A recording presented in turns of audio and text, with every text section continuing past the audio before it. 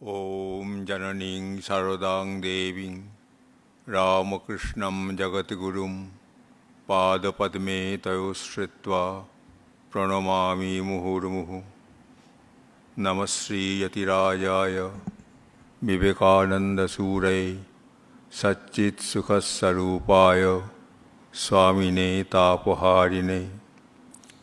ॐ अखण्डमण्डलाकारं व्याप्तं येन चराचरं तत्पदं दर्शितं येन तस्मै श्रीगुरवे नमः।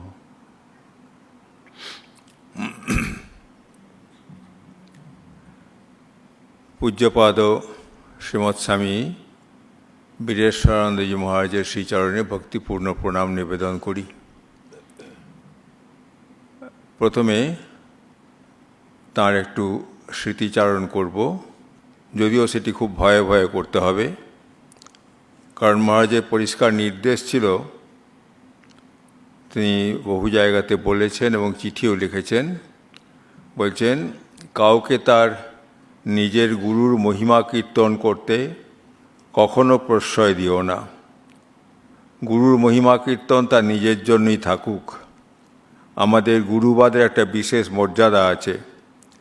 ওই সব নির্বোধের মতো কথাবার্তার দ্বারা সেই আদর্শ যাতে সাধারণ স্তরে নামিয়ে না আনা হয় সেদিকে লক্ষ্য রাখবে, কারণ একে গুরু ভক্তি বলে না। গুরুর উপদেশ নীরবে পালন করে শ্রীরামকৃষ্ণের আদর্শ অনুযায়ী জীবন গঠন করাই আসল গুরু ভক্তি। ফলে একটু ভয়াভয়ই করতে হবে। তবে একটা সুবিধা আছে যে তিনি শুধু কৃপা করে আমাকে মন্ত্র দীক্ষা দিয়েছেন এই জন্য তার কথা বলছি তা নয়। আমাদের সংঘের দশম গুরু তিনি, এবং অনেকেই যারা তার কাছে মন্ত্র দীক্ষা পাননি তারাও তার প্রতি অসীম ভক্তি শ্রদ্ধা সম্পন্ন। আজকেই এখানে আসার আগে আমার থেকে সিনিয়র একজন সন্ন্যাসী, তিনি তার নামটি বলতে নিষেধ করেছেন বলে নাম বলছি না, তিনি আমাদের অফিসে এসেছিলেন। এসে মহারাজের সম্বন্ধে একটি কথা বললেন যে এইটি তুমি যদি বলো আমার ভালো লাগবে। তার ব্যক্তিগত স্মৃতি তিনি বলছেন। 1968 সালে তিনি ট্রেনিং সেন্টারে এসেছিলেন। তিনি যখন ট্রেনিং সেন্টারে ছিলেন তখন তার একটু অসুখ দেখা গেল একবার, এবং সেটি সন্দেহ করা হলো হয়তো তার টিবি হয়েছে। এই জন্য তাকে রাঁচিতে পাঠানো হলো, রাঁচির স্যানিটোরিয়ামে পাঠানো হলো। একেবারে সেবা প্রতিষ্ঠান থেকে হাওড়া স্টেশনে সোজা সেখানে গিয়েছেন, এখানে আসেননি আর। এবং সেই দিন তিনি খুব মুগ্ধ হয়েছিলেন।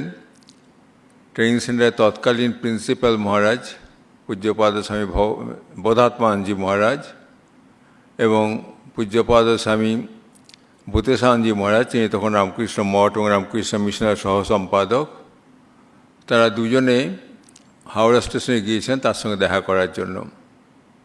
তার সেই মুগ্ধতা আরও বেশি বাড়ল যখন তিনি স্যানিটোরিয়ামে ছিলেন। তখন দেখলেন যে একদিন পূজ্যপাদ বীরেশ্বরানন্দজি মহারাজ তার ঘরের কাছে এসে তার নাম ধরে ডাকছেন।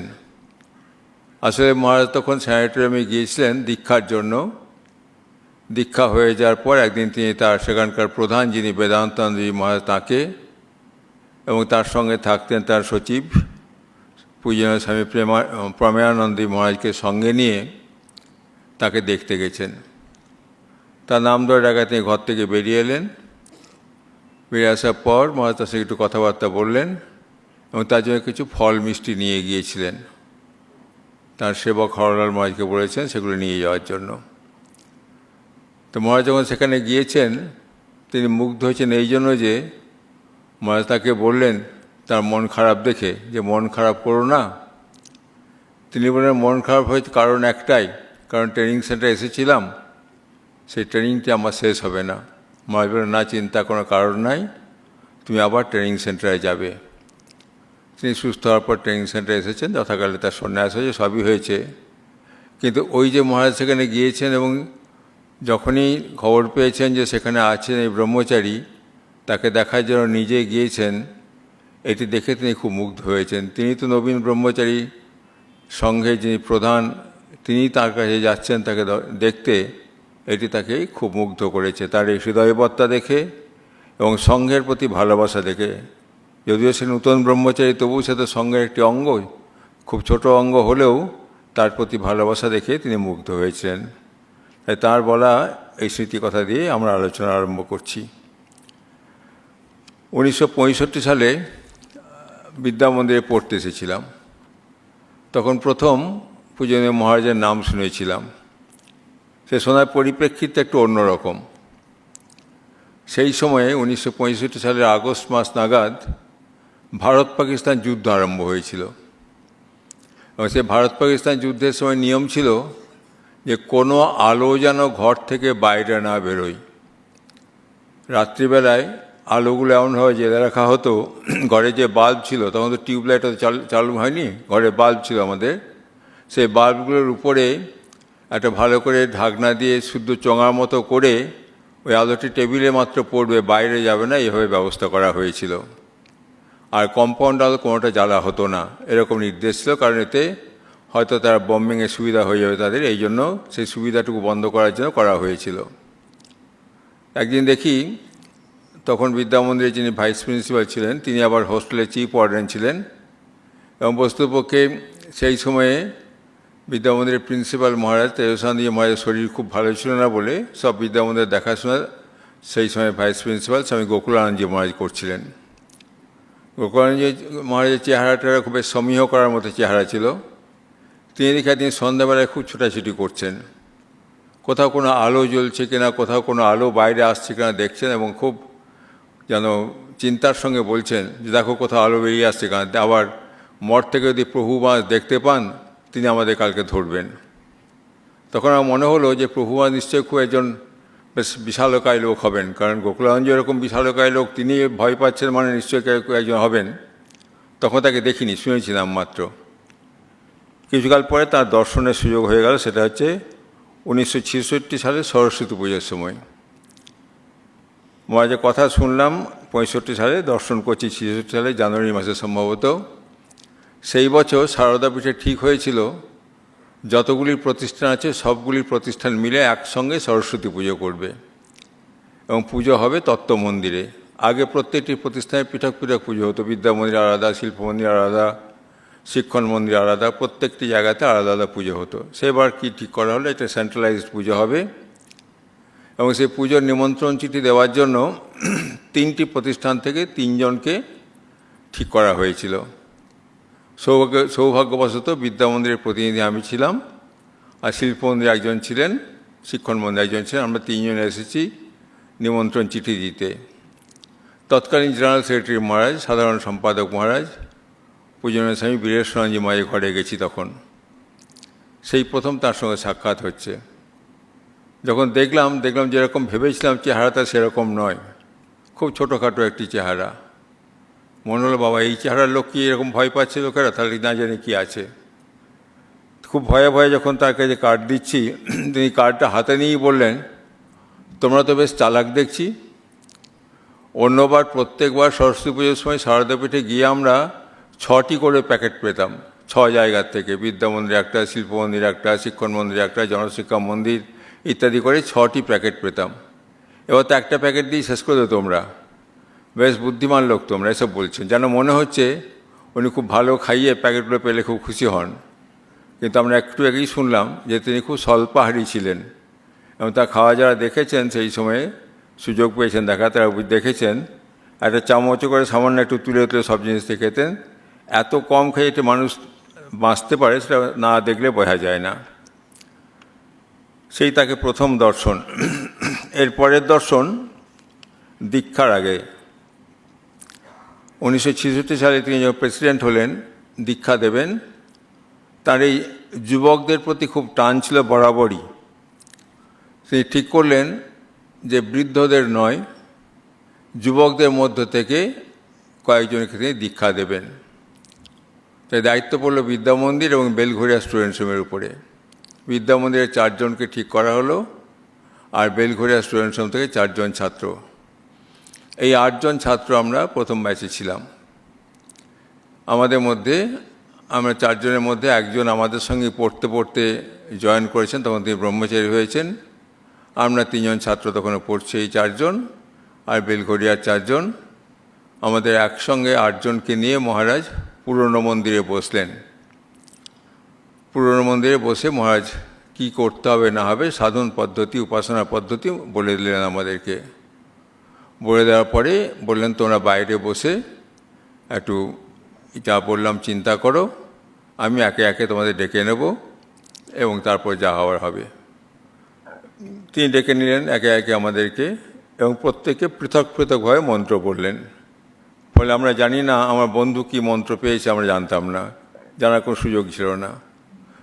তারপর আবার সবাইকে একসঙ্গে ডাকলেন, গুরু প্রণাম ইত্যাদি হলো এবং হওয়ার পর বললেন দেখো তোমাদেরকে যে নির্দেশাবলী বললাম সেইগুলো লিখে আমাকে দেখাবে, আজ বিকেলেই দিয়ে দেবে। সেটা দায়িত্ব বললো বিদ্যামন্দিরে ছেড়ে দেবো, কারণ বেলঘরিয়ার ছেলেরা তো চলে যাবে অনেকখানি দূরে। এই বিদ্যামন্দিরের 4 জন আমরা কাছে আছি, আমাদের উপর দায়িত্ব পড়লো যেন আমরা লিখে মাইকে জমা দিই। সেক্ষেত্রে একটি সৌভাগ্য হলো যে আমরা 4 জন লিখে দিয়েছিলাম, তার মধ্যে যে কোনো কারণ হোক আমার লেখাটি মহারাজের পছন্দ হয়, তিনি আমাকে ডেকে পাঠালেন পরের দিন এবং কিছু কিছু সংশোধন করার কথা বললেন। দেখলাম যে মহারাজ সব লেখাটা সুন্দর করে পড়েছেন। মহারাজের মাতৃভাষা বাংলা ছিল না, কিন্তু বাংলা ভালো বলতে পারতেন, পড়তেও ভালো পারতেন, আমাকে হাতের লেখাও ভালো পড়তেন। তারপরে যেখানে যেখানে সংশোধন দরকার সেগুলি মহারাজ ইংরেজিতে নোট করে রেখেছেন, বাংলা সেখানে বাংলা লেখেন, ইংরেজিতে নোট করে লিখেছেন। তারপরে কাছে ডেকে সেগুলো সংশোধন করতে বললেন। সংশোধন করার পরে আবার নতুন করে লিখে দেখানো হলো।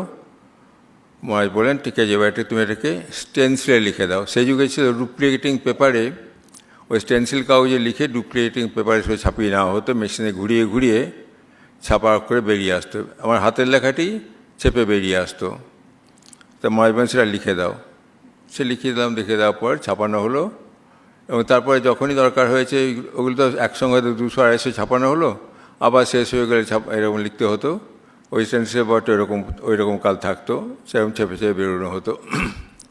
আর একটি আমাদের বিদ্যামন্দির ছেলেদের মধ্যে, বিশেষ করে আমরা যারা 4 জন মহারাজকে দীক্ষিত হয়েছিলাম, আমাদের আরেকটি বিশেষ সুযোগ পাওয়া গিয়েছিল। তাহলেই যে মহারাজ সেই সময়ে ভিন্ন ভিন্ন ইষ্টমন্ত্রে দীক্ষা দিতেন তখন। ফলে অন্যান্য দীক্ষার্থী যারা আসতেন তাদের যে ইষ্টদেব বা ইষ্টদেবী তাদের ধ্যান মন্ত্রগুলি বাংলায় লিখে দিতে হতো। সংস্কৃত ধ্যান মন্ত্র পেয়ে যেতেন, কিন্তু বঙ্গানুবাদটি মহারাজ চাইতেন তাদেরকে দেওয়া হোক। সেইগুলিকে ওই কার্বন কপি করে একসঙ্গে 3টি-4টি করে লিখে দেওয়া হতো এবং সেটি বিকেলবেলায় আমাদের দায়িত্ব থাকতো এসে লেখার। মহারাজ দীক্ষা দিয়েছেন আমাদেরকে এবং এই যে মহারাজের স্মৃতিশক্তির কথা করে শুনছিলাম, খুব স্মৃতিশক্তি ছিল, এটা আমরা ভালো করে বুঝেছি। কারণ যখনই এরপরে মহারাজকে প্রণাম করতে এসেছি, আমরা বিদ্যামন্দির থেকে চলে যাওয়ার পরে যখনই প্রণাম করতে এসেছি, মহারাজ অতি অবশ্যই আমাকে আমার আর 2 বন্ধুর কথা জিজ্ঞেস করতেন। একজন তো সাধু হয়ে গেছেন, তার কথা জিজ্ঞেস করতেন। আর 2 বন্ধু, তার নাম হয়তো মহারাজের মনে ছিল কাজ যায় না, কিন্তু মহারাজ বলতেন আচ্ছা তোমার সেই ফিজিক্স পড়া বন্ধুটি কী করছে, তোমার সেই কেমিস্ট্রি পড়া বন্ধুটি কী করছে। আমার সেই 2 বন্ধু, একজন ফিজিক্স নিয়ে পড়েছে, কেমিস্ট্রি নিয়ে পড়েছিল। তাদের মধ্যে একজন মঠের সঙ্গে খুব ঘনিষ্ঠভাবে যুক্ত এখনও, তিনি আসেন মাঝে মাঝে মঠে, প্রতি বছরই আসেন, আমেরিকায় থাকেন, মাঝে মাঝে আসেন। তাদের কথা জিজ্ঞেস করতেন। আমি মহারাজকে তাদের কথা বলতাম এবং তাদেরকে যখন চিঠি দিতাম, তখন তো ফোন ছিল না, চিঠি দিতাম যখন তাদেরকে লিখতাম যে মহারাজ তোমার কথা জিজ্ঞেস করছেন, তারা তো মহারাজ চিঠিপত্র লিখতো তখন হয়তো। ওই 67 সাল নাগাদ বিভিন্ন সময় মহারাজ যখন বাইরে যেতেন, মহারাজ বিভিন্ন সময় তখন অনেকগুলি বিভিন্ন কেন্দ্রে, আমাদের শাখা কেন্দ্রে যেতেন, তখন সুযোগ পেতাম আমরা। হরলাল মহারাজ বলতেন, তিনি থাকতেন, বলতেন যে মহারাজের কিছু কিছু ব্যক্তিগত সেবা, যেমন মহারাজ জুতোগুলো পালিশ করে রাখা অথবা ঘরের কোনো অংশ পরিষ্কার করা, এই সুযোগ করে দিতেন। কারণ মহারাজ নিজে থাকলে পরে কখনোই কোনো সেবা করার সুযোগ দিতেন না, তার এই অনুপস্থিতিকালে আমাদের কোনো সেবা করার সুযোগ মহারাজ দিতেন। এবং আর একটি অদ্ভুত ছিল, তখন তো মহারাজের শিষ্য সংখ্যা কম ছিল, যে কারণে যদি কেউ চাইতেন মহারাজের সঙ্গে আলাদা করে কথা বলতে, মহারাজ সময় দিতেন। সেরকম একবার বিদ্যামন্দির থেকে এসে আমি মহারাজকে কয়েকটি প্রশ্ন জিজ্ঞাসা করেছিলাম, কিছু কিছু জিনিস যা জানবার ছিল জিজ্ঞাসা করেছিলাম। তোমাদের একটি প্রশ্নের উত্তর বলতেই পারি এখানে। তখন রাজামা যে বই পড়ছি ধর্মপ্রসঙ্গ স্বামী ব্রহ্মানন্দ, সেখানে আছে স্মরণ মননের কথা, খুব মহারাজ বলছেন স্মরণ মনন করবে। তা মহারাজ জিজ্ঞাসা মহারাজ স্মরণ মনন ব্যাপারটা কীরকম? মহারাজ এটা শুধু আমার কলেজের ছাত্রকে যেরকম বোঝাতে হয় সেই রকম বুদ্ধি, যতটুকু বুদ্ধি সেই বুদ্ধি অনুসারে বললেন যে মনে করো তুমি কলেজে আসার ঠিক আগে তোমার খুব ভালোবাসার একজন ব্যক্তিকে দেখছো অসুস্থ হয়ে আছেন। এখন কলেজে তুমি ক্লাস করছো, বিভিন্ন জায়গায় কলেজে এখান থেকে ওখানে যাচ্ছ, কিন্তু তুমি দেখবে তোমার মনের মধ্যে মাঝে মাঝেই যে অসুস্থ ব্যক্তিটিকে দেখে এসছো তার মুখটি মনে পড়ছে, তার নামটি মনে পড়ছে, তার কথাটি মনে আসছে। ঠিক সেই রকম যখনই যা কিছু করছো ওই করার সময় মাঝে মাঝেই ভগবানের কথাটি মনে আসবে, ভগবানের মুখটি একটু ভাসবে যে মনের মধ্যে, তার কথা একটু মনে হবে। এর নাম হচ্ছে স্মরণ মনন। অর্থাৎ এইভাবে যা কিছু বাইরের কাজ করি না কেন মাঝে মধ্যেই তার কথা যদি স্মরণ করতে পারি, এই স্মরণ মনন করার কথা বলতেন। আর বলতেন খুব পরবর্তীকালে বারবার বলতেন যে খুব জপ করবে, চেষ্টা করবে সবসময় মনে মনে জপ করার, এবং তিনি নিজে সেটি করতেন বলেই বলতেন যে সবসময় মনে মনে জপ করার চেষ্টা করবে, যাতে করে একটা ধারাবাহিকতা বজায় থাকে। তারপর যখন 1968 সালে সঙ্গে যোগদান করেছি, সারগাছি কেন্দ্রে যোগদান করার পর মহারাজকে চিঠি লিখলাম। মহারাজ একটি সুন্দর আশীর্বাদ জানিয়ে চিঠি দিলেন এবং বললেন শ্রী শ্রী ঠাকুরকে ধরে এই জীবন যাপন করো ইত্যাদি লিখে মহারাজ খুব আশীর্বাদ করলেন। সারগাছি যখন ছিলাম তখন 1972 এবং 1973 সম্ভবত পরপর 2 বছর মহারাজ সারগাছি গিয়েছেন দীক্ষা দেওয়ার জন্য। সেই সময়ের দুটি ঘটনার কথা বলি। মহারাজ ট্রেনে করে গিয়েছেন, স্টেশনে ট্রেন পৌঁছানোর পরে মহারাজকে আশ্রমে নিয়ে যাওয়া হবে। তখন সারগাছি আশ্রমে কোনো গাড়ি ছিল না, একটি ভক্তের গাড়ি পাওয়া গিয়েছিল, তিনি সেই গাড়িতে মহারাজকে আনা হবে। আর তৎকালীন যিনি প্রধান ছিলেন সারগাছি আশ্রমের পূজনীয় স্বামী সুখদানন্দজি মহারাজ, তিনিও মায়ের সন্তান ছিলেন। তার খুব ইচ্ছা হয়েছিল মহারাজকে বেশ সমারোহের সঙ্গে নিয়ে আসবেন, ব্যান্ড ট্যান্ড বাজিয়ে স্টেশন থেকে আশ্রম পর্যন্ত নিয়ে আসবেন, বেশ লোকে জানবে রামকৃষ্ণ মঠের প্রেসিডেন্ট আসছে, এরকম মহারাজের আগ্রহ ছিল। মহারাজ ট্রেন থেকে নেমেই যখন দেখলেন এত ব্যান্ড ট্যান্ডের ব্যবস্থা, মহারাজ বিরক্ত হলেন। গাড়িতে উঠেই বলেন তুমি চালিয়ে দাও, ওরা ব্যান্ড পার্টি থাক পিছনে। তো ব্যান্ড পার্টি পিছনে থাকলে না, খুব স্বাভাবিক তারা বাজানো, মহারাজ আশ্রমে এসে হাজির হয়ে গেলেন। তো ট্রেনটা যখন ঢুকেছে এবং আশ্রমে আসার সময় যেটা হয়েছে তখনও মন্দির খোলা আছে, কিন্তু যখন মহারাজ আশ্রম গেটে প্রায় পৌঁছে গেছেন তখন মন্দির বন্ধের সময় হয়ে গিয়েছে। তো বড় মহারাজ সুখদানন্দজি মহারাজ বললেন দেখো মহারাজ তো এসে পড়েছেন প্রায়, আর মিনিট 5-এর মধ্যে চলে আসবেন, তো একটু 5-7 মিনিট পরে মন্দিরটা বন্ধ করবে। সেরকম মন্দির খোলা আছে। প্রেসিডেন্ট মহারাজ ঢুকেই প্রথম জিজ্ঞেস করছেন যে মন্দির খোলা আছে? তো মহারাজ হ্যাঁ খোলা আছে, আপনি আসবেন বলে খুলে রেখেছি। মহারাজ ভয়ঙ্কর চটে গেলেন, বলে আমার জন্য তুই ঠাকুরের মন্দির খুলে রাখলে কেন? ঠাকুরের মন্দির যখন বন্ধ হয় তখনই বন্ধ হবে, আমি কালকে ঠাকুরকে দর্শন করব। এবং সঙ্গে সঙ্গে মহারাজ বলেন এখনই বন্ধ করে দাও। তিনি গেলেন না সেদিন, বলে না এখনই বন্ধ করো। তখনই মন্দির বন্ধ করা। তার বক্তব্য ছিল সবসময় যে ঠাকুরের সেবার যেন কোনো রকম এদিক ওদিক না হয় তার জন্য, তিনি কোনো বিশেষ ব্যক্তি নন এরকম তিনি ভাবতেন সবসময়। তার সেবকদের কাছে শুনেছি, আমরা পরবর্তী ক্ষেত্রে শুনেছি, যখন মহারাজ মন্দিরে প্রণামে আসতেন বেলুড় মঠে, তখন সেবকরাই মহারাজ আসছেন বলে কাউকে সামনে থেকে সরিয়ে দেওয়ার চেষ্টা করতো। মহারাজ খুব বিরক্ত হতেন তার উপরে, সবসময় বলতেন যে ঠাকুরের কাছে ও যেরকম আমিও সেই রকম, তিনি যে বিশেষ কেউ একজন এটি কখনো ভাবতেন না, এবং কোনো সাধুকে সে ভাবতে নিষেধও করতেন। যে কারণে তিনি সাধারণত যে জপের মালা দিতেন সেগুলি 54 দানা মালা দিতেন, 108 দানা মালা দিতেন না। বলতেন এতে ওই গলায় পরে খুব আমি সাধু এই সাধুগিরি দেখাবে, এটা পছন্দ করতেন না একদম। কোনোরকমভাবে বাইরের কোনো কিছু সে নিজেকে দেখাক, এটি মহারাজের পছন্দ ছিল না। ওই সময়ে এই সুখদানন্দজি মহারাজ, যিনি মায়ের সন্তান বললাম, তার মহারাজের প্রতি ভক্তি এবং মহারাজের তার প্রতি স্নেহ, এই দৃশ্যটি দেখার সুযোগ হয়েছিল। আমরা দেখলাম যে মহারাজ গিয়ে বসলেন, সুখদানন্দজি মহারাজ একটু মহারাজকে মালা পরিয়ে সাষ্টাঙ্গে প্রণাম করলেন। প্রণাম করে হাঁটু গেড়ে বসে মহারাজকে বলছেন যে মহারাজ মাথায় হাত দিয়ে আশীর্বাদ করুন। মহারাজ সাধারণত মাথায় হাত দিয়ে আশীর্বাদ করতেন না। তিনি বলেন কেন তোমার মাথায় হাত দেবো আমি? তুমিও যার কৃপা পেয়েছো, আমিও তার কৃপা পেয়েছি, আমরা দুজনে তো একই ব্যক্তির কৃপাপ্রাপ্ত, কেন তোমার মাথায় হাত দেবো? সুখদানজি বলেন, না মহারাজ, তাহলে কী হলো? আপনি তো আমার দাদা, আপনি তো আগে এসছেন মায়ের কাছে। আর দাদা হিসেবে ছোটো ভাইয়ের মাথায় হাত দিন। এবং ছোটো ভাইয়ের মাথায় তিনি হাত দিলেন, আশীর্বাদ করলেন। এবং তখন সুখদানজি তার নিবেদন করলেন তিনি আর পেরে উঠছেন না, তিনি অবসর গ্রহণ করতে চান ইত্যাদি বললেন। মহারাজও সম্মত হয়ে তাকে সে সুযোগ করে দিলেন। এই সারগাছি আশ্রমে মহারাজকে দেখার দু একটি স্মৃতি মনে পড়ে আমার। সেই সময় সারগাছিতে থাকার খুব সুবিধা ছিল না, এবং যে ঘর ছিল সেই ঘরটি অত্যন্ত ছোট, তার বাথরুমটা আরও ছোট, কিন্তু উপায় ছিল না কিছু। সে তার মধ্যেই মহারাজ কষ্ট করে থাকতেন, কিন্তু তার কোনো কষ্টের অভিব্যক্তি কখনো দেখিনি আমরা, কখনো কোনো বিরক্তির ভাব দেখিনি। তারপরে যখন ট্রেনিং সেন্টারে এসেছি আমরা 1974 সালে, তখন সন্ধ্যায় প্রণাম করতে আসতাম যখন মহারাজের কাছে। মহারাজ তখন এই প্রণামের ঠিক আগে যারা ম্যানেজার থাকতেন ট্রেনিং সেন্টারে, তাদের কাজ ছিল আগে ঢুকে ওই সেই সময়টায় যখন আরতি চলতো সেই সময়টা প্রেসিডেন্ট মহারাজ, জেনারেল সেক্রেটারি মহারাজ এবং অন্যান্য অ্যাসিস্ট্যান্ট সেক্রেটারি মহারাজের সঙ্গে বসে কিছু আলোচনা করতেন, সংঘ সংক্রান্ত আলোচনা করতেন এবং চা খেতেন। সেই চা খাওয়ার পরে কিছু বিস্কুটের টুকরো পড়ে থাকতো, সেগুলো ভালো করে মুছিয়ে ফেলতে হতো। কারণ মহারাজের এরকম ধারণা ছিল যে আরতির পরে যখন ছেলেরা প্রণাম করতে আসবে, ব্রহ্মচারীরা, তারা এখানে এসে প্রণাম করে গিয়ে সেই কাপড়েই মন্দিরে যাবে বা তাদের নিজেদের ধ্যানের জায়গায় যাবে। সেই কাপড় তো তারা পাল্টাবে না, এঁটো পরে থাকলে সেই এঁটো কাপড়েই চলে যাবে, সে ঠিক হবে না। যখন মোছা হতো মহারাজ খুব তাকিয়ে তাকিয়ে দেখতেন কোনো জায়গায় কিছু পড়ে থাকলো কিনা বা কোনো জায়গা বাদ গেল কিনা, বলে দিতেন এটা করো, এখানটা মোছো বলতেন। আর ওই সময় কখনো কখনো মহারাজের কাছে কিছু খাদ্যবস্তু থাকলে সেটি দিতেন। তখন তো ট্রেনিং সেন্টারে খাদ্যবস্তু বিশেষ পাওয়া যেত না, যা কিছু আসতো মহারাজ হয় কখনো বিস্কুটের প্যাকেট থাকলে বা কখনো আচার থাকলে কিছু না কিছু দিতেন। তা আমরা যখন ফার্স্ট ইয়ারে, তখন আমাদের ম্যানেজার ছিলেন সেকেন্ড ইয়ারে প্রদীপ মহারাজ বলে, তার শরীর চলে গেছে।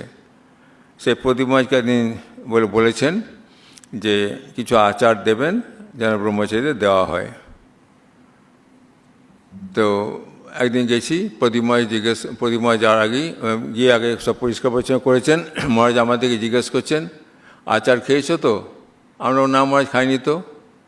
বলে কেন, তোমাদের ম্যানেজার দেয়নি? আমি তো পাঠিয়েছি ওদের, ডাকো ম্যানেজারকে। তা প্রদীপ মহারাজ এলেন, বলছি মহারাজ বলেন তুমি ওদেরকে আচার দাওনি কেন? বলে মহারাজ আপনি আচার দেবেন বলেছেন, দেননি তো আমাকে এখনও, দেবেন খালি বলেছেন। বলছেন ও তাহলে আমি তাহলে বেশি কৃপণ দেখালাম। আমি ভাবছিলাম তুমি বোধহয় আমার থেকে বেশি কৃপণ দিচ্ছি, না আমি তাহলে বেশি কৃপণ, তা নিয়ে যাও। বলে মহারাজ দিনে আচার দিলেন, সেটা খাওয়া হলো এরকম। ফলে ওই সময় একটু সামান্য আমাদের সঙ্গে মজা করতেন আর কি। ওই সময় আর একটি বিশেষ সুযোগ ব্রহ্মচারীরা পেত।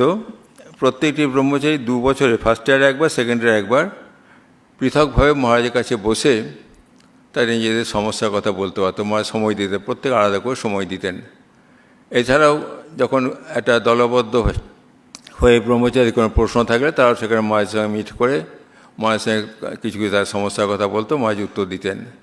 এগুলি আমাদের ট্রেনিং সেন্টারে রক্ষিত আছে, যে সমস্ত কথাবার্তা গ্রুপে হয়েছে সেই কথাগুলি রক্ষিত আছে, অনেকেই দেখেছেন সেগুলি। কিন্তু ইন্ডিভিজুয়ালি প্রত্যেকে মহারাজ আলাদা করে সময় দিতেন। মজার কথা হচ্ছে যখনই কোনো ব্রহ্মচারী মায়ের কাছে হাজির হতো, মহারাজ প্রথমেই তাকে বাংলাতে জিজ্ঞেস করতেন, কী বলো এসব বলতেন। তাই যে ব্রহ্মচারী বাংলা জানে না, খুব স্বাভাবিক, সবাই তো বাংলা প্রথম জানতো না, তাদেরকে বলতেন। তারা যখন বলতো মহারাজ বাংলা বুঝতে পারে না, মহারাজ তখন তার সঙ্গে ইংরেজিতে কথা বলতেন। এবং সে যখন শেষ হতো তখন বলতেন বাংলাটা শিখে নিও। নিয়ে বলতেন দেখো আমার একটা ব্যক্তিগত দুঃখ আছে, আমি মায়ের সঙ্গে সরাসরি কথা বলতে পারিনি, একজন দোভাষীর প্রয়োজন হতো। তাই যখন মায়ের কথা বেরুলো তখন আমি মহারাজের শব্দটা বলতে এরকম, তখন আমি গোগ্রাসে ওই 2 খণ্ড বই পড়লাম। মায়ের বাংলা খুব ভালো বলতে পারতেন, গোগ্রাসে 2 খণ্ড বই পড়লাম। এবং সেই জন্যই সকলকেই চাইতেন যে অন্তপক্ষে কথামৃত এবং শ্রী মায়ের কথা, এই দুটি আসল নিজস্ব ভাষায়, বাংলা ভাষাতে তারা পড়তে পারে, তার জন্য তারা বাংলা শিখে নেয়। এবং সেই জন্য ওই সময় আমাদের সময় যারা ছিল ব্রহ্মচারীরা সকলেই প্রায় বাংলাটা শিখে নিয়েছিল। আমাদের ব্রহ্মচর্য দীক্ষা হল 76 সালে, তখনও মহারাজ সে ব্রহ্মচারীর সঙ্গে মিলিত হয়ে কিছু উপদেশ দিয়েছেন, সেগুলি খুব গুরুত্বপূর্ণ উপদেশ। যেমন একটি কথা খুব বলতেন, আনুগত্যের কথা, ওবিডিয়েন্সের কথা খুব বলতেন। তার নিজের জীবনের কথা বলতেন যে উনি যখন ব্রহ্মচারী ছিলেন তখন একদিন গঙ্গার থেকে সবেই উঠে এসেছেন, হাত মুখ ধুয়ে সন্ধ্যাবেলায় সবেমাত্র উঠে এসছেন। ঠিক সেই সময় রাজামহারাজ ওখানে দাঁড়িয়েছিলেন। রাজামহারাজ বলেন, দেখো তো জলটা নুন আছে কিনা। সে সময় বর্ষাকালে গঙ্গা জল খুব নোনতা হয়ে যেত। বলেন, দেখো তো জলটা নোনতা আছে কিনা। উনি বলেন, মহারাজ আমি এক্ষুনি হাত মুখ ধুয়ে এলাম, দেখলাম জলটা নোনতা আছে একটু। রাজামহারাজ বলেন, না তা নয়, আমি তোমাকে বললাম তুমি এখন আবার যাও, তারপর দেখে এসে আমাকে জানাও। বলতেন এই রকম অনুগত হতে হবে। যখনই গুরুজন তোমাকে কোনো কথা বলবেন সেই কথাটি তোমাকে পালন করতে হবে। তখনই তুমি এইমাত্র কাজটা করলে বলে হয়ে গেল তা নয়, তখনই করতে হবে। এই প্রসঙ্গে নানা রকম কথা বলতেন। ওই আনুগত্যের ফল এই নিয়ে একটি গল্প বলতেন, যে একটি মঠে, খ্রিস্টান মঠে একটি গাছের গুঁড়ি পড়েছিল। দেখে মনে হতো গুঁড়িটা একমাত্র কোনো প্রাণ নেই, পড়ে আছে। একটি ছেলের সবেমাত্র সঙ্গে যোগদান করেছে। তাই যিনি মঠের প্রধান সেই ছেলেটিকে নিয়ে গিয়ে বললেন, দেখো এই গাছটাকে রোজ জল দিও। এই কথাটা বলি মহারাজ বলতেন, ধরো আমাদের যদি কেউ বলেন ওই গাছে একটা গুঁড়ি দেখিয়ে, যেটা দেখে মনে হচ্ছে মরে গেছে, তার গায়ে জল দিতে, তাকে জল দিতে পারে রোজ, আমরা বলবো, মহারাজ এই কথাটি বলতেন ঠিক এর মধ্যে, আমরা বলবো, মশাই আমাকে কি এতই বাঙাল পেয়েছেন, এই শুকনো কাঠটা আমি জল দেবো, লাভ কি তাতে। ওই সেই ছেলেটি কিন্তু সেরকম বলেনি। সে সত্যি সত্যি গাছটিতে রোজ জল দিত, রোজ জল দিত। একদিন দেখা গেল গাছটিতে নতুন শাখা এলো, ফুল এলো, ফল এলো, এবং সে ফলটি নিয়ে গিয়ে সে মঠের প্রধান যিনি তিনি বলেন, এই ফলটি হচ্ছে আনুগত্যের ফল, এই ওবিডিয়েন্সের ফল। বলতে এরকম অনুগত হতে হবে যাতে করে সঙ্ঘের কাজ ভালোভাবে চলে। সঙ্গে ওবিডিয়েন্স হচ্ছে মূল কথা, সেটি না হলে কখনো সঙ্ঘ চলে না। ফলে এর উপর খুব জোর দিয়েছে, বিভিন্ন সময়ে আনুগত্য কথা খুব আমাদের বলতেন। এরপরে 1978 সন্ন্যাসের পরে 1979 সালে মা চেরাপুঞ্জি গিয়েছেন। সেই সময়ে শীতকালে, সম্ভবত জানুয়ারি মাসে চেরাপুঞ্জিতে নতুন মন্দিরের উদ্বোধন হচ্ছে। চেরাপুঞ্জি এমনিতেই শীত প্রধান জায়গা, জানুয়ারি মাসে তো আরও ঠান্ডা পড়েছে। আমরা দেখতে পাচ্ছি মহারাজ সেখানে বসে, মন্দিরে বসে রীতিমতো শীতে ঠকঠক করে কাঁপছেন। সমস্ত কাপড় ঢাকা দিয়েও তার শীত কাটছে না, কিন্তু তবু তার মধ্যে মহারাজ বসে আছেন। এবং সেই নতুন মন্দিরেই দীক্ষা দিলেন, বেশ কয়েকজন খাসিয়া ছেলে মেয়েকে দীক্ষা দিলেন। মহারাজ তাদের প্রতি খুব একটা ভালোবাসা ছিল, ওই খাসিয়া ছেলে মেয়েদেরকে মহারাজ দীক্ষা টিক্ষা দিলেন, কষ্ট স্বীকার করলেন। ওই সময় একটি মজার ঘটনা ঘটল। একটি অনুষ্ঠান চলছিল হলে, সেখান থেকে মহারাজ বেরিয়ে এসছেন এবং হলে ঢোকার সময় মহারাজ চটিগুলো খুলে রেখে গেছেন। সেই চটিগুলো খুলে রেখে গেছেন ঠিকই, কিন্তু তার যে কোনোভাবে হোক ডান দিকে চটিটা বাঁ দিকে, বাঁ দিকে চটিটা ডান দিকে চলে গেছে। ফলে যখন হল থেকে বেরিয়ে আসছেন, চটি পরা অসুবিধা হবে দেখে আমি যখন চটিটা পাল্টে দেখেছি, মহারাজ জোর ধমক দিলেন। ওই যে বললাম, মহারাজ কখনোই চাইতেন না তাকে একটু বেশি খাতির দেখানো চাইতেন না, জোর ধমক দিলেন, তুই ছাড়ো।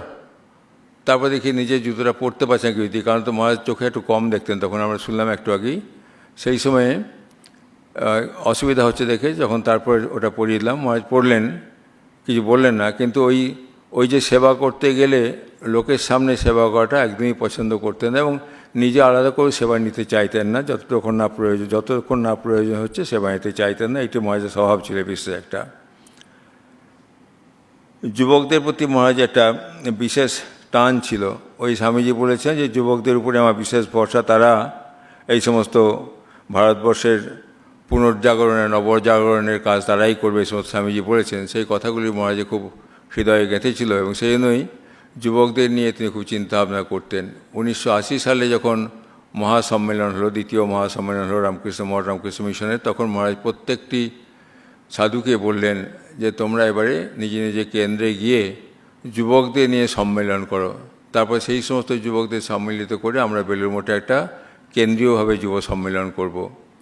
এবং তখন ওই কেন্দ্রগুলিতে, বিভিন্ন শাখা কেন্দ্রগুলিতে যুবকদের নিয়ে সম্মেলন হয়েছে, অনেক জায়গাতে হয়েছে। তারপর শেষ পর্যন্ত 1985 সালে সেই যুব সম্মেলনটি কেন্দ্রীয়ভাবে বেলুড় মঠে হয়েছিল। কিন্তু এই যে যুব সম্মেলন এবং তার ফল হিসেবে অনেকগুলি যুব সংগঠন গড়ে উঠছে, এগুলি মহারাজ সমস্ত খোঁজখবর রাখতেন। এটা আমি জানলাম কিভাবে বলি, যে 1983 সালে একবার নাকি আমাকে ট্রেনিং সেন্টারে আনার কথা ভাবা হয়েছিল। এটি আমরা পূজনীয় রামগৌড় মাইকে শুনেছিলাম।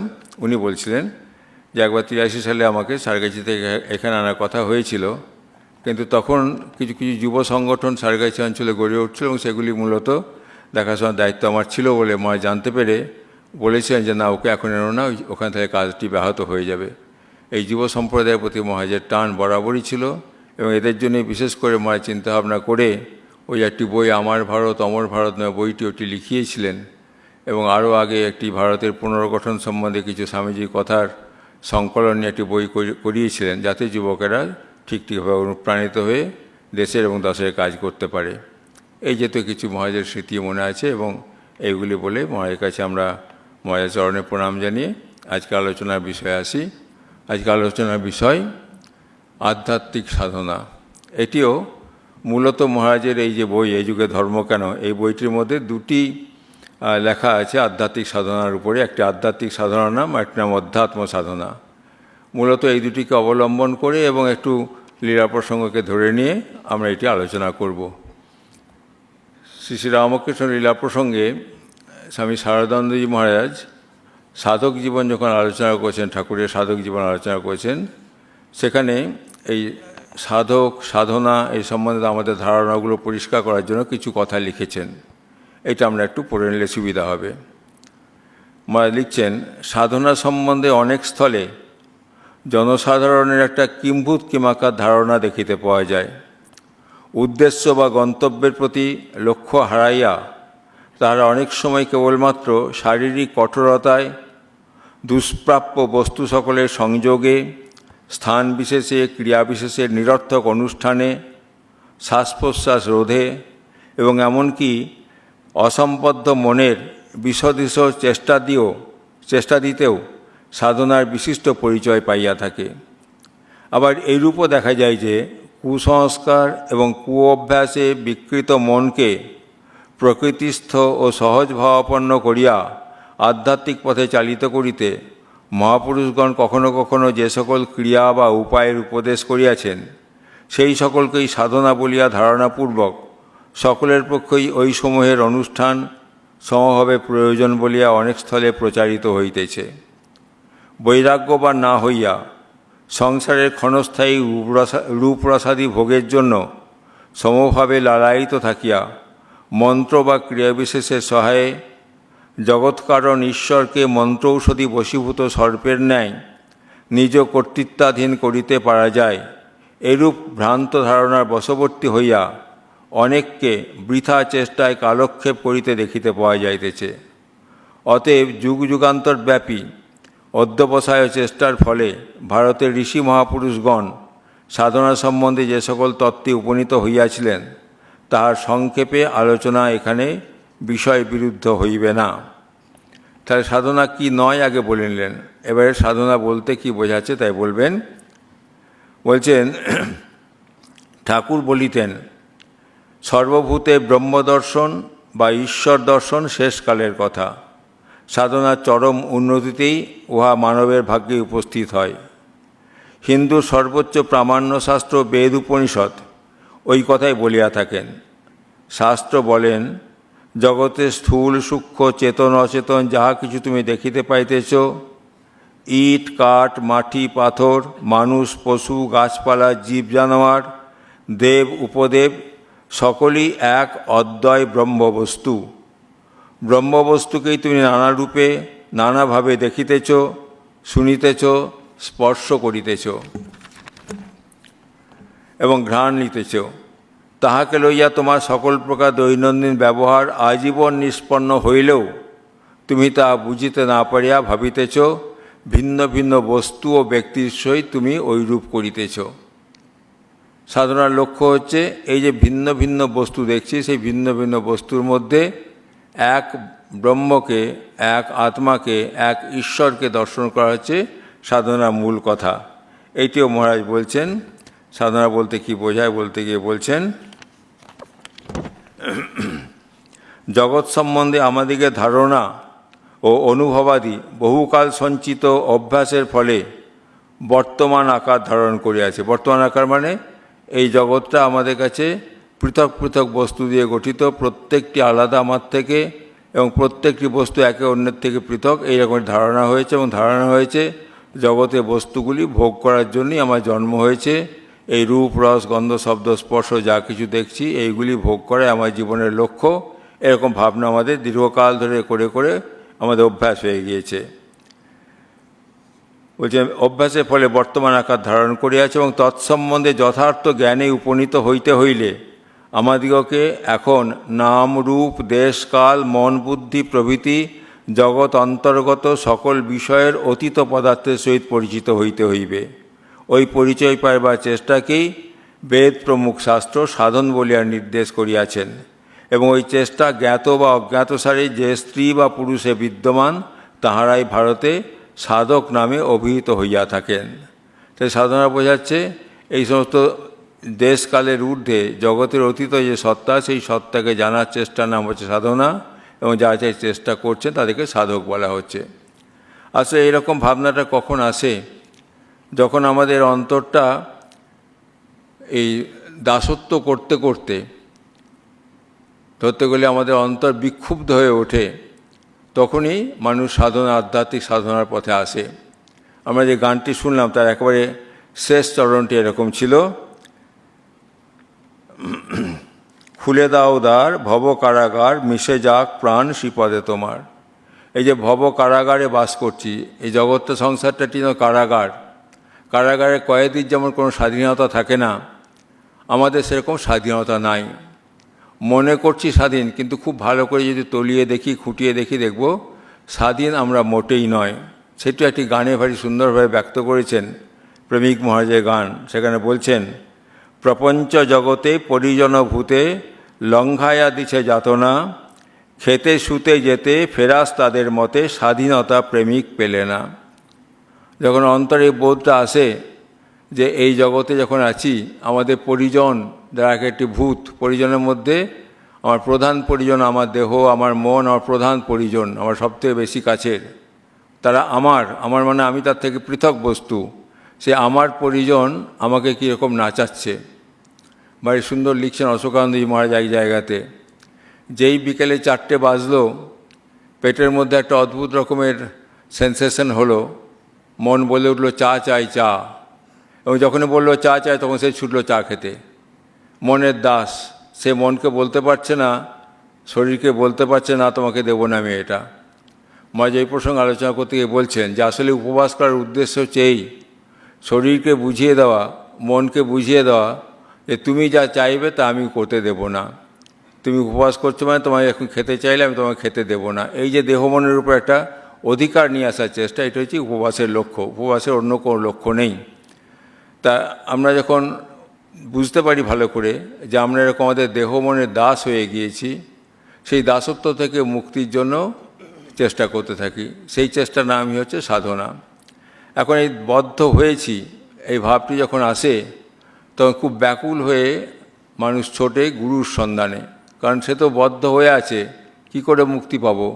যিনি মুক্ত হয়েছেন বা মুক্ত হওয়ার চেষ্টা করছেন বা ওই পথে যাচ্ছেন তার কাছে সে ছোটে, এবং সেই রকম কোনো গুরু পেলে সেই গুরু তাকে বলে দেন তোমার বন্ধনের কারণ এই, এবং বন্ধন থেকে মুক্তি পেতে গেলে তোমাকে এই করতে হবে।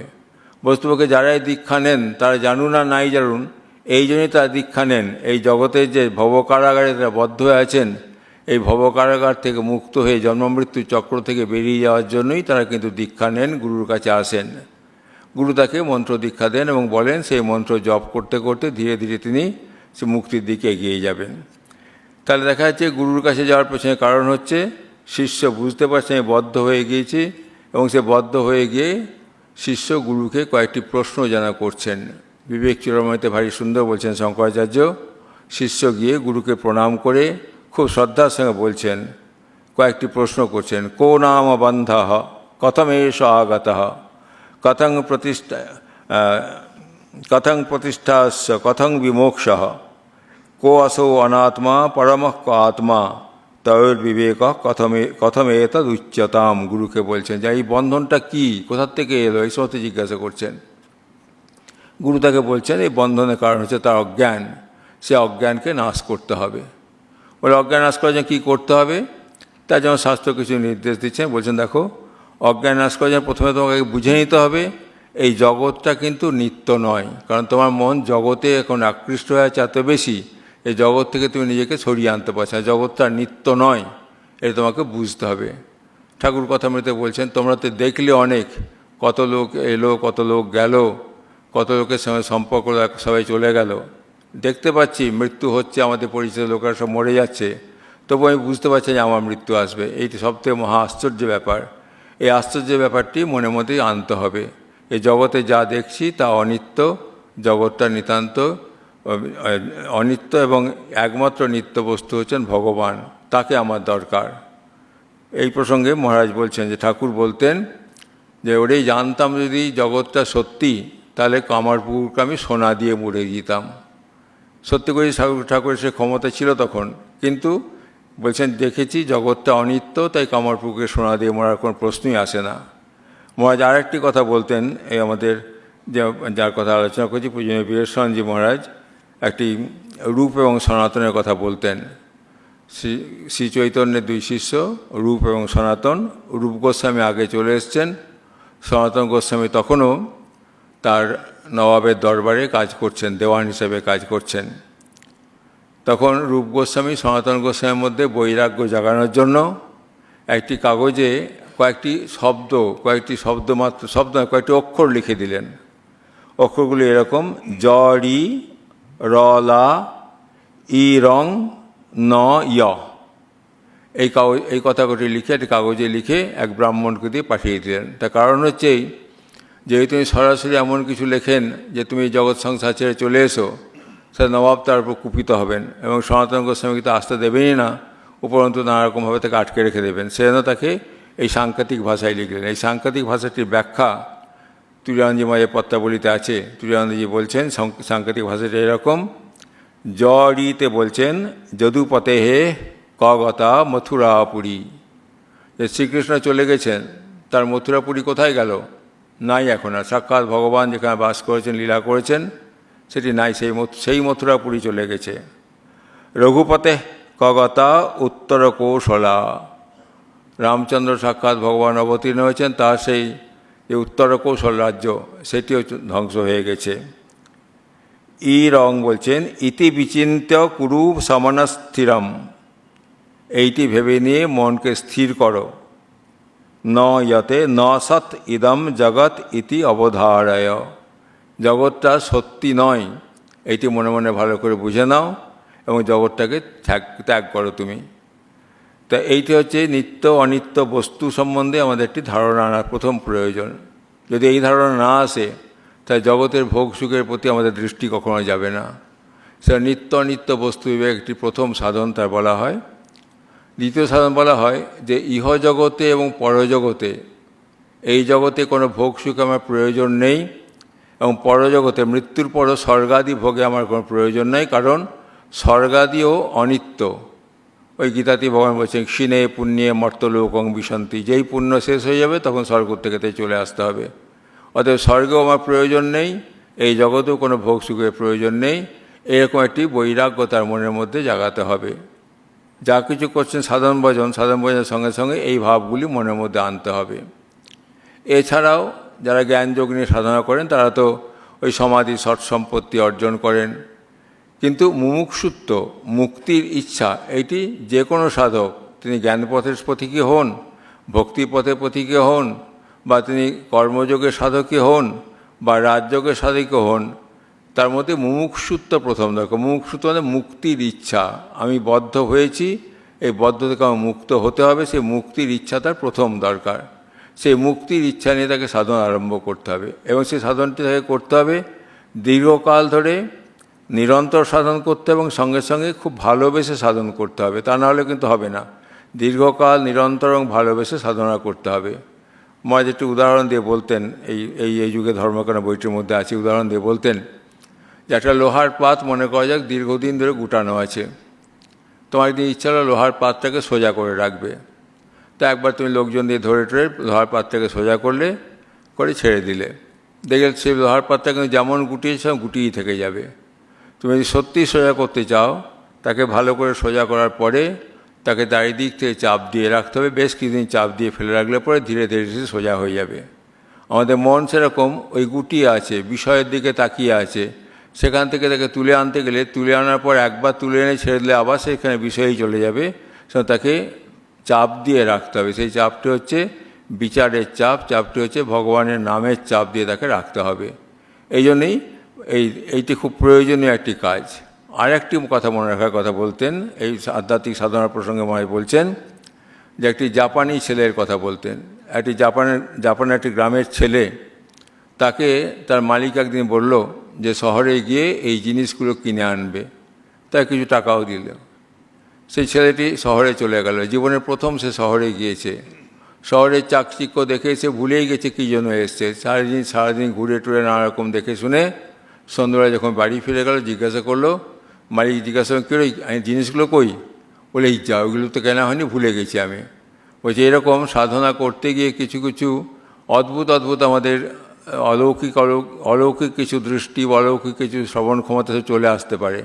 যে তাতে কেউ ভুলে যায়, তার সাধন শেষ পর্যন্ত হবে না, সে ভুলে যাবে কী জন্য সে জীবন মনুষ্য দেহ ধারণ করে, সে ভুলে যাবে। তখন যাতে সে ভুলে না যায়, সে তার মধ্যে সবসময় এই বিচারটি রাখা দরকার যে কী জন্য সে এসেছে। এই বিচারটি খুব প্রয়োজন।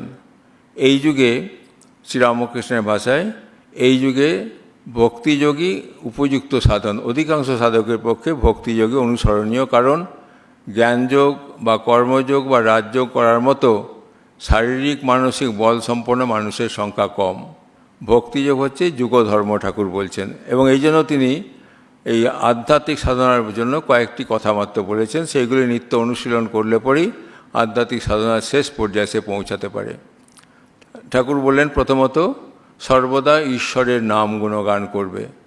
ভগবানের নামের অদ্ভুত মহিমা, সেই এমনই নামের মহিমা, সেই প্রসঙ্গে পৌরাণিক একটি কাহিনী আছে, যেটি এই বইয়ের মধ্যে পাওয়া আমরা। পৌরাণিক কাহিনী আছে, একবার শ্রীকৃষ্ণের পত্নী সত্যভামার ইচ্ছা হয় শ্রীকৃষ্ণের সমান ওজনের সোনা তিনি বিতরণ করবেন। দাঁড়িপাল্লা নিয়ে এসে একদিকে শ্রীকৃষ্ণকে বসালেন, অন্যদিকে তার যত গয়না ছিল, তিনি যেহেতু খুব বড়লোক ছিলেন, তার বাবাও প্রচুর গয়নার মালিক ছিলেন, ভেবেছেন সেই গয়নার ওজনে শ্রীকৃষ্ণ ওজনকে ছাপিয়ে দেবেন। যত গয়নায় চাপান, যাই চাপান, কিছুতেই আর শ্রীকৃষ্ণের দিকের পাল্লাটা উঠছে না, নেমেই আছে। তাতে খুব বিপদে পড়ে রুক্মিণী দেবীর কাছে গেলেন। রুক্মিণী দেবীকে বললেন এই সমস্যা হয়েছে। রুক্মিণী দেবী শুধুমাত্র একটি তুলসী পাতা নিয়ে তাতে কৃষ্ণ নাম লিখে এই দাঁড়িপাল্লা যেদিকে সোনা ছিল সেখানে দিয়ে দিলেন। দেওয়া মাত্রই কৃষ্ণের দিকে যে পাল্লাটি উঠে গেল, সোনার গয়নার দিকের পাল্লাটি নেমে গেল। অর্থাৎ নামটি, যিনি নামী তার থেকেও যেন বেশি ওজন। এই নামের এমনি মহিমা, সেন ভগবানের নাম করতে পারেন খুব তারা। এবং ভগবানের নামের কোনো নির্দিষ্ট সময় নাই, নির্দিষ্ট কোনো পরিমাপ নাই, এতখানি করতে হবে তা নয়। সর্বদাই ভগবানের নাম গুণগান করার কথা ঠাকুর বলছেন। সর্বদা ঈশ্বরের নাম গুণগান করবে। যারা গুরুদেবের কাছে দীক্ষা পেয়েছেন, যারা ইষ্টমন্ত্র পেয়েছেন, সেই ইষ্টমন্ত্রের মধ্যেই ভগবানের নাম এবং তার গুণ সমস্ত লেখা, সমস্ত আছে তার মধ্যে। বীজ মন্ত্রের মধ্যেই সবটুকু দেওয়া আছে। সুতরাং ইষ্টমন্ত্র মনে মনে জপ করতে থাকলে সর্বদা ঈশ্বরের নাম গুণগান গাওয়া আপনি হয়ে যায়। এইটি খুব অভ্যাস করতে হয়। এটি অবশ্যই অভ্যাস সাপেক্ষ, কারণ যখনই ভাবি তারপর কিছু পর ভুলে যায়, আবার মনে করলে আবার চেষ্টা করতে করতে অভ্যাসটি চালু রাখতে হয়। এক নম্বর কথা। দ্বিতীয় কথা বললেন যে সাধু সঙ্গ খুব দরকার। সাধু সঙ্গ ছাড়া এটি মনে থাকে না। সাধুদের দেখলে পরে, তারা ঈশ্বরের জন্য সর্বস্ব দিয়েছেন, তাদের দেখলে পরে মনে হয় যে ঈশ্বরই একমাত্র বস্তু এবং তাকে লাভ করে আমার জীবনের উদ্দেশ্য। ঠাকুর বলতেন যেমন এই উকিলকে দেখলে পরে আদালতের কথা মনে পড়ে যায়, সাধুকে দেখলে ভগবানের কথা মনে পড়ে যায়। এবং সেই সাধু সঙ্গ তো আজকালকার যুগে, মহারাজ নিজেই বলছেন, আজকালকার যুগে সাধু সঙ্গ পাওয়া খুব দুর্লভ। সব যুগেই দুর্লভ, কারণ বলা হয় সৎসঙ্গ অত্যন্ত দুর্লভ কিন্তু অমোঘ। এই দুর্লভ সাধুসঙ্গের জায়গাতে আজকাল এই মুদ্রিত পুস্তক আদি সাহায্য করছে। মহারাজ বলছেন যে শ্রী শ্রী রামকৃষ্ণ কথামৃত যখন পড়বে, তখন কথামৃতে যে বর্ণনা আছে, সেই বর্ণনাগুলি অনুসারে নিজেকে যদি সেখানে বসিয়ে রাখো, তুমি কথামৃত পড়ার সঙ্গে সঙ্গে ঠাকুরের যেন সঙ্গ অনুভব করছো।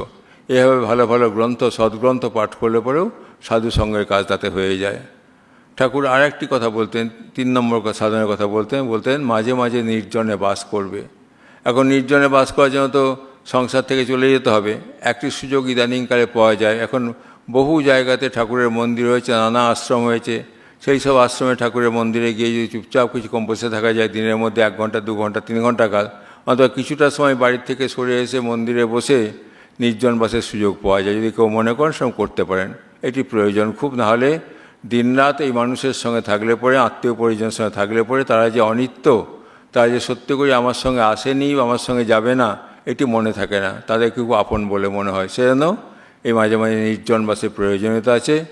ঠাকুর আর একটি বলতেন বিচার করার কথা। এমনিতে ঠাকুর খুব বিচার বুদ্ধি প্রয়োগ বেশি চাইতেন না, মানে ঈশ্বর আছেন কি নাই এই জাতীয় বিচার ঠাকুর প্রশ্রয় দিতেন না কখনো, কিন্তু এইটি বিচার করতে বলতেন, জগতে কোনটি নিত্য কোনটি অনিত্য, যেটি অনিত্য জানলাম, যেটি অসত্য বলে জানলাম, সেটিকে ত্যাগ করে নিত্য বস্তুকে গ্রহণ করতে হবে, যেটা আমরা একটু আগে আলোচনা করেছি।